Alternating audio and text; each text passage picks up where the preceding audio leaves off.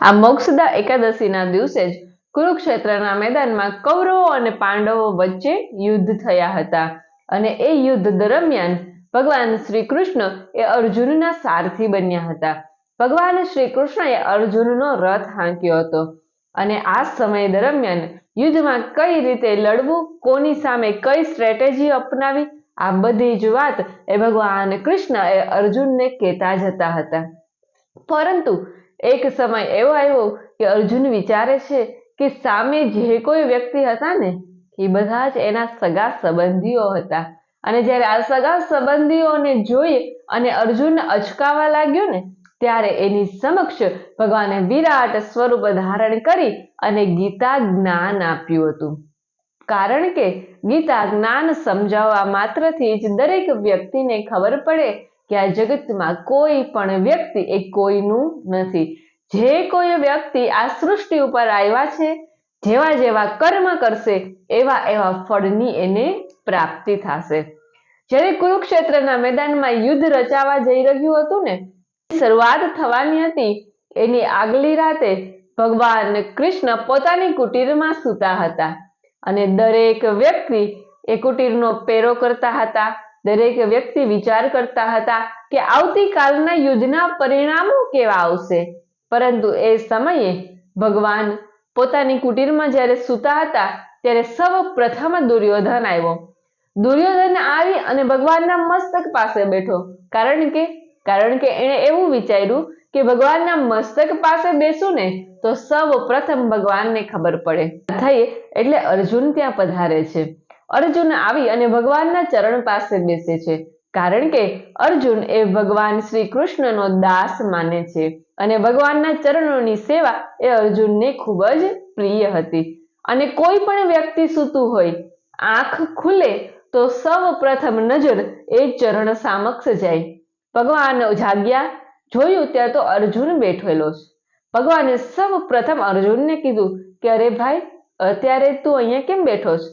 ત્યારે અર્જુન જ્યાં જવાબ આપવા જાય ને ત્યાં તો દુર્યોધન બોલે કે પ્રભુ, આ અન્યાય છે. કેવો અન્યાય? તો કે પેલા તો હું આવ્યો તો પેલા અર્જુન પાસે જવાબની માંગણી કેમ થાય? અર્જુનને પ્રશ્ન કેમ કરાય? ભગવાન કહે છે વાંધો નહીં, સૌ પેલા તું મને બતાવ. અને એવા જ સમયે દુર્યોધનને ભગવાન પૂછે કે બોલ, મારી પાસે બે વસ્તુ છે. એક તો મારી પાસે અક્ષૌહિણીની સેના છે, હાથી, ઘોડા, પાલખી, ઢાલ, તલવાર, અને બીજું એ હું એકલો છું. આ બે માંથી તું જે માંગીશ ને એ હું આપવા તૈયાર છું. આના સિવાય મારાથી બીજો કોઈ સહયોગ થશે નહીં. ત્યારે દુર્યોધને એવું વિચાર્યું, બધા પોતાની મતિ પ્રમાણે, પોતાની બુદ્ધિ પ્રમાણે વિચાર કરે. ત્યારે દુર્યોધને એવું વિચાર્યું કે જો અક્ષૌહિણીની સેના હશે તો યુદ્ધમાં મદદ થશે. એટલે દુર્યોધને અક્ષૌહિણીની સેના માંગી. દુર્યોધન ત્યાંથી ચાલ્યો ગયો અને ત્યાર પછી ભગવાન અર્જુનને કહે છે કે અર્જુન, માખણ હતું ને એ તો દુર્યોધન લઈ ગયો. એટલે કે સેના હતી એ તો દુર્યોધન લઈ ગયો. હવે તો હું એક માત્ર વૈધો છું. અને એવા જ સમયે આ અર્જુન કહે છે કે સાંભળો પ્રભુ, માખણ ભલે દુર્યોધન લઈ ગયો પણ માખણ ચોર એ સ્વયં મારી સાથે છે. અને જ્યાં સુધી સ્વયં માખણ ચોર મારી સાથે હોય ને ત્યાં સુધી મારે કોઈ પણ સેનાની જરૂર નથી. પ્રભુ, મારે એ જ જોતું હતું. મારે સેના નહીં, મારે તમે જોઈ. આવા અર્જુનનો વિશ્વાસ જોઈએ અને ભગવાનની દ્રઢતા હતી ને, ભગવાનની યુદ્ધ પ્રત્યેની ઉત્સુકતા હતી ને એ વધી ગઈ. અને ભગવાનનો પ્રિય કોઈ હોય તો એ અર્જુન હતો. આમ ધીમે ધીમે રાત્રિ પસાર થતી જાય છે અને ત્યાર પછી કૌરવ પક્ષમાં, પાંડવ પક્ષમાં બધા ચિંતા કરે છે. કોઈને આખી રાત ઊંઘ નથી આવતી. ભગવાન ચિંતા કરે છે કે આ લોકોને ઊંઘ નથી આવતી કારણ કે દરેક વ્યક્તિ એવું વિચારે છે કે આવતીકાલના યુદ્ધમાં અર્જુનનું મૃત્યુ નિશ્ચિત છે. અર્જુન આવતીકાલના યુદ્ધમાં નહીં બચી શકે. પરંતુ વિચાર કરો કે જેની સાથે સ્વયં દ્વારકાધીશ હોય ને એને કોઈ પણનો ડર હોતો નથી. ભગવાને બધાની આતુરતા જોઈ અને વિચાર કર્યો કે જો આ લોકોનો, આ કૌરવ પક્ષનો, પાંડવ પક્ષનો આ હાલ હોય ને, આ સ્થિતિ હોય ને, તો એ અર્જુનની સ્થિતિ કેવી હશે? અને જ્યાં ભગવાન ઉઠી અને અર્જુનની સ્થિતિ જોવા જાય ને, તે તો અર્જુન ઘસઘસાટ સૂતો હતો. કેમ? ભગવાને વિચાર કર્યો કે ભલા માણસ, આને તો કોઈ વાતની ચિંતા જ નથી. ભગવાન આવ્યા અને અર્જુનને જગાડે કે ભાઈ, આવતીકાલે તારું મૃત્યુ નિશ્ચિત છે અને તું ઘસઘસાટ ઊંઘેશ. તને કોઈ વાતની ચિંતા નથી? તને મૃત્યુનો ડર નથી? ત્યારે અર્જુન કહે છે કે સાંભળો પ્રભુ, એ ડર મારે રાખવાની જરૂર નથી, એ ચિંતા મારે કરવાની જરૂર નથી પ્રભુ. એ ચિંતા તો તમારે કરવાની છે કે આવતીકાલે યુદ્ધનું પરિણામ શું આવશે, મારી સાથે કઈ પરિસ્થિતિ થશે અને કૌરવ પક્ષ પાસે કઈ પરિસ્થિતિ હશે. આ ચિંતા તમારે કરવાની છે ને, એટલે જ વાલા હું તો ઘસઘસાટ સૂતો છું અને તમે આ અડધી રાતે જાગો છો. અને ત્યારે ભગવાન વિચારે છે કે આટલો વિશ્વાસ. અને જ્યારે ભક્ત અને ભગવાન વચ્ચે જો વિશ્વાસની ડોર હોય ને, ત્યારે જ દરેક કર્મ એ વિધિ વિધાન પૂર્વક અને સંપૂર્ણ રીતે સર્વમાં શ્રેષ્ઠતા પ્રાપ્ત થાય એવી રીતે એ કાર્ય પૂર્ણ થાય છે.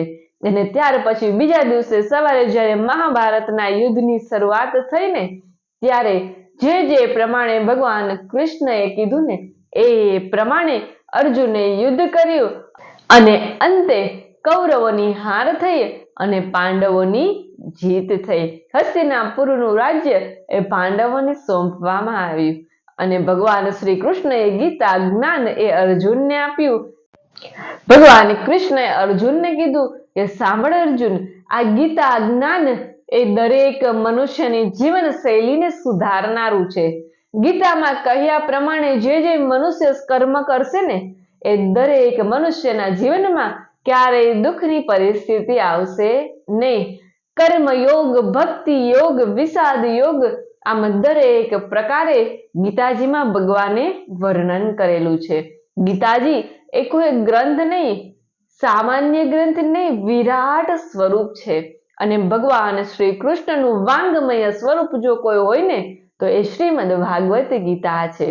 વેદોમાં શ્રેષ્ઠ, શાસ્ત્રોમાં શ્રેષ્ઠ અને શ્રેષ્ઠમાં શ્રેષ્ઠ ગ્રંથ કોઈ હોય તો એ ગીતાજી છે.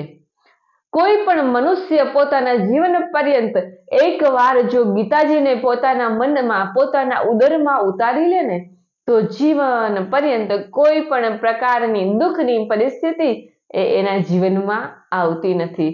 કે જીવન પર્યંત કોઈ પણ વસ્તુની લાલચા, કોઈ પણ વસ્તુની ઈચ્છા એના જીવનમાં રહેતી નથી. એના જીવનમાં જો કોઈ પણ પ્રકારની ઈચ્છા હોય ને, તો એ માત્ર ને માત્ર ઈશ્વરને મેળવવાની ઈચ્છા હોય. ભક્તિ, મોક્ષ, મુક્તિ અને દરેક પ્રકારે શ્રી કૃષ્ણ અને દ્વારકાધીશની કૃપા પ્રાપ્ત થાય એવી અને એવી જ એની ઈચ્છા રહે છે. તો આવી સુંદર મહાભારતની કથા જો તમને લોકોને સારી લાગી હોય તો ચેનલને લાઈક, શેર અને સબસ્ક્રાઇબ કરવાનું ભૂલશો નહીં. ધન્યવાદ.